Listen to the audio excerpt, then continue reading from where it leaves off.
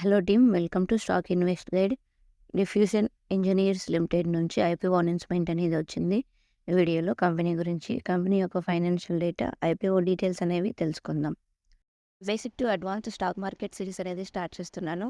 ఇది వచ్చేసి స్పెషల్గా బిగినర్స్ కోసం మాత్రమే. ఈ సిరీస్లో మీరు స్టాక్ మార్కెట్లో మనీ ఎర్న్ చేయడానికి అవసరమయ్యే కంటెంట్ మాత్రమే మీకు ఫిల్టర్ చేసి సింపుల్గా ఈజీ మెథడ్లో ఈ సిరీస్ అనేది ఉంటుంది. ఇంట్రెస్ట్ ఉన్న వాళ్ళు సిరీస్ని ఫాలో అవ్వచ్చు. ఈ కంపెనీ 1982లో స్థాపించబడింది. ఈ కంపెనీ మ్యానుఫ్యాక్చర్ చేసే దాంట్లో వెల్డింగ్ కన్జ్యూమబుల్స్, అలాగే వేర్ ప్లేట్స్, వాటి పార్ట్స్ అనేవి, అలాగే కోర్ ఇండస్ట్రీస్ కోసం హెవీ మిషనరీని అనేది ఈ కంపెనీ మ్యానుఫ్యాక్చర్ చేస్తుంది. సో ఈ కంపెనీ మెయిన్గా ఆఫర్ చేసే స్పెషలైజేషన్స్ ఏంటంటే రిపేర్, అలాగే రీకండిషనింగ్ సర్వీసెస్. హెవీ మిషనరీ కోసం రీకండిషన్ సర్వీసెస్ని, అలాగే రిపేర్ సర్వీస్ని ఈ కంపెనీ అనేది ప్రొవైడ్ చేస్తుంది. ఈ కంపెనీ అనేది వియర్ ప్రొటెక్షన్ పౌడర్స్ని, అలాగే వెల్డింగ్ అండ్ కటింగ్ మిషన్స్ని కూడా ఈ కంపెనీ అనేది ట్రేడ్ చేస్తూ ఉంటుంది. ఈ కంపెనీ యొక్క ఫైనాన్షియల్ డేటా అనేది చూసినట్లయితే మార్చి 2022 నాటికి రెవెన్యూ వచ్చేసి 208 కోట్లు, మార్చి 2023 నాటికి 258 కోట్లు, మార్చి 2024 నాటికి 285 కోట్లు అనేది ఈ కంపెనీ యొక్క రెవెన్యూ అనేది ఇయర్ బై ఇయర్ ఇంక్రీజ్ అవుతూనే వచ్చింది.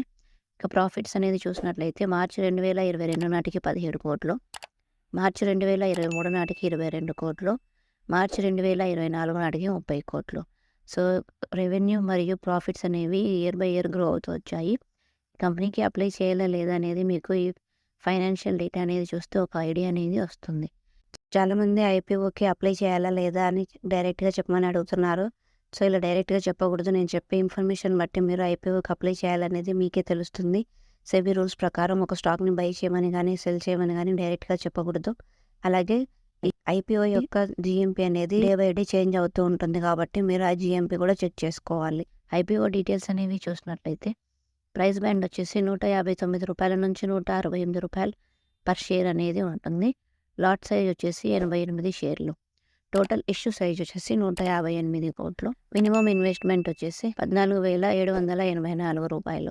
ఐపీఓ ఓపెనింగ్ డేట్ వచ్చేసి సెప్టెంబర్ 26, 2024. ఐపీఓ క్లోజింగ్ డేట్ వచ్చేసి సెప్టెంబర్ 30. అలాట్మెంట్ డేట్ వచ్చేసి అక్టోబర్ 1. రీఫండ్ డేట్ వచ్చేసి అక్టోబర్ 3.